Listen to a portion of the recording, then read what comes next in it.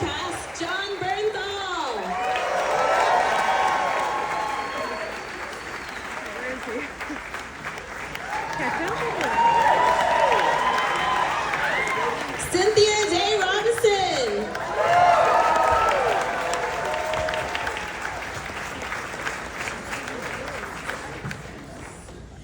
And Daniela Pineda.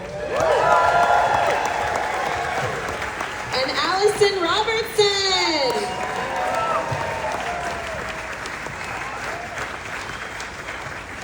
Can I have all of you take a step forward onto this first gray line? It's the best light. It'll make us look beautiful. Okay, Gavin, congratulations on this film. Since you directed the first film 9 years ago, can you tell us a little bit about what the road coming back to this story was? Why did it make sense to do it now? Well, I think it was less about why now and more about, I guess, the journey it took to get here. And the journey is the nectar, and timing is everything. And I guess if you slow down, you go down. So we just kept pressing forward, and we found a light in the shadows with Ben and Matt's company, Artists Equity. And then we forged an incredible partnership with Amazon, MGM Studios, and we all locked arms, and it got us here today. Amazing. I love that community partnership, hell yeah. Ben, can you talk about what it was like coming back to play the legendary Christian Wolf after all these years, and what made you, were you excited to revisit it? Yeah, it was wonderful, you know. I mean, Gavin and Bill and Lena, you know, worked and cultivated sort of this story for a long time, and the idea was always kind of, the central appeal to me was to be able to expand on the experience working with Jon. He's so fabulous in the movie and so much fun. We have this incredible cast, and they really wanted to create, you know, fully fleshed out characters for all these people, and you have this, you know, really wonderful movie, and everyone has a chance to do something to shine, because these characters are interesting and the setup's interesting, and you have like the sort of story really is about the humanity of these people and trying to connect and trying to align with one another, and you know, it was really a lot of fun. And you know, for me, the challenge, of course, was, you know, the months and months that I spent training to line dance. This really qualifies as a stunt for me. You did a great job. Tom Cruise has nothing on me, just in terms of line dancing. Jon, can you say a little bit, you know, Brax and Christian are able to like really expand on their brotherly bond in this film. Can you talk a little bit about like the dynamic of that and how to, you know, it's deep, but they have a lot of conflict going on too, and then they have to be a team again. So how did that evolve, you know, on screen and off screen? Yeah, look, I think there's, you know, there's no stone left unturned with Gav, just the way he works, the way Bill works, you know. You know, I think there's a really strong foundation in the first film. You get to see them as kids, you get to know what they're about, but they don't really get too much time together. Now it's just such a joy to do it with Ben. You know, Ben's he's a hero of mine, and I admire him so much. And You don't have to say that. no, man, it's true, man. But look, he's equal parts beautiful person as he is a beautiful artist, and it was just it was really cool. It was really cool, and you know, I've said it before, but you know, making movies for me is usually knocking my head into a wall and kind of hating myself, and you know, it's just so. This was very easy. It was very easy to work with him, and yeah, it was a real joy. I'm really grateful for the opportunity. Grateful to Gav.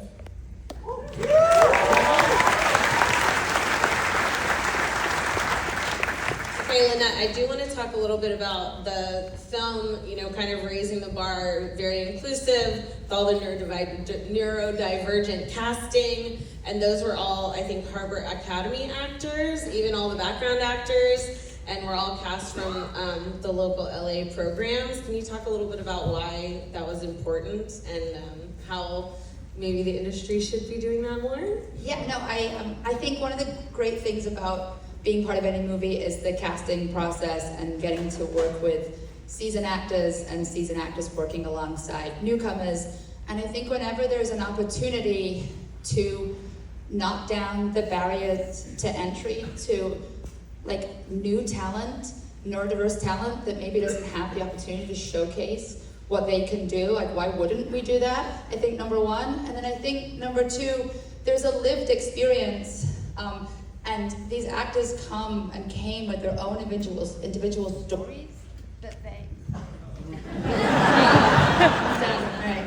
They came with I can also really just talk. They came with their own individual stories that make the characters richer, and they gave all of us so many ideas that we just simply wouldn't have come up with on our own. And so that kind of specificity adds an incredible color and authenticity. So it's like gold for filmmakers, as well as just being a real opportunity to discover new incredible talents. And the actors aren't playing themselves, they're just bringing parts of their personality to the characters that they're playing.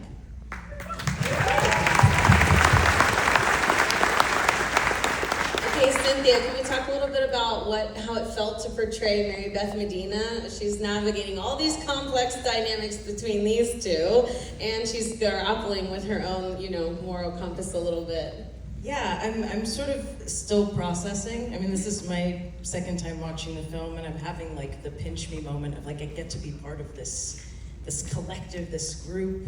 And if you told me almost 9 years ago that I would get to be on this ride again, I just feel really fortunate, and I feel like for Mary Beth, she's sort of the entry point for the audience. They're on the ride with her, and they're trying to pick up these clues, and I was curious of the audience if they were like kind of keeping up with her. But it's just awesome to get to play a character like this and just be amongst this wacky bunch of other characters. We're all kind of, in some ways, we're all cut from the same cloth. They're all kind of these lone wolves, and we have our little lone wolf pack. They're all very determined and smart, and I think we all, as people up here, have some of those qualities too. I love that. Okay, Daniela, you're playing a badass. Can you talk a little bit about, the depth that you got with this character beyond just her tough exterior? And I also want to hear a little bit about that fight scene. Oh yeah, something I went through the ringer. Well, when this all happened and I was reading her on the page, I was like, okay, she's like the T-1000. Which is, it's an interesting role for a woman to play. But I had a lot of meetings with Gavin, and we really talked it out, and obviously, as you know, Anais is also Edith. So it was hard to find the moments of like, when do I crack Edith? When does Edith get to come out? But I don't know. I mean, this is really fun. It's also like very opposite to everything that I've done before. Like anyone's familiar with my work, it's like usually comedy or so this was so weird to literally be like T-1000. So it was really fun, and also it was just I was so hyped to be cast in this movie because I saw the first one in 2016 in theaters. It's like one of me and my dad's favorite movies. My dad's like, I love that movie because he's so economical and his house is very, he's got all this money, but look at his house, right? He saves. My dad's obsessed with that component of the movie.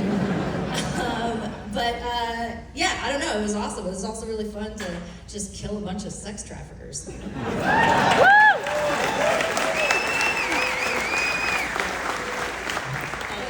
and I went through the ringer for the fight sequence. We did, but we both came out unscathed. We did.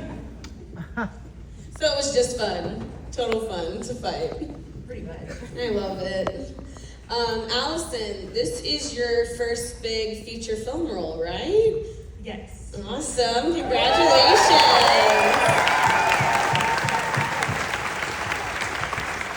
Can you share a little bit about what it was like being on this set with these actors, with Gavin, and what that was like for your first big film? Yes, of course. Well, I have to add from this comment about the fight scene. First time I met Cynthia, she was in her wardrobe for the fight scene, so she had a bloody nose and her pajamas on, and we gave each other a big hug because we've been imagining these scenes together. And then Danielle and I met in the hair and makeup trailer, and I had no idea who she was, although I was like, she does look familiar, but, and we're like, hi, and I went on, and my hair and makeup took like 2 minutes. But anyway, I had told Lynette and Gavin last year that this was the best introduction to so-called Hollywood I could have ever had, and that I was a self-submit. I submitted myself, and it was even more meaningful that they chose me for me versus any other avenues I might have gone through.